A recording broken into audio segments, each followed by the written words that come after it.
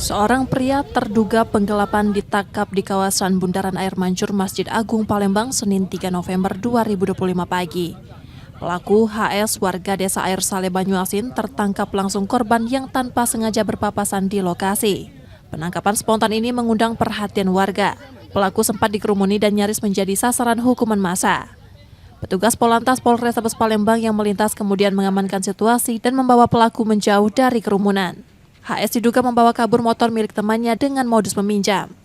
Ada sekelompok masyarakat, ada keramaian, terus personil langsung mengarah, diamankan pelaku terduga penggelapan motor. Terus personil mengamankan ke pos Air Mancur, selanjutnya diserahkan ke Polsek Ilir 1. Kini pelaku sudah diserahkan ke Polsek Ilir Timur 1 Palembang untuk proses lebih lanjut setelah korban membuat laporan. Yudi Kiswanto, Kompas TV, Palembang, Sumatera Selatan.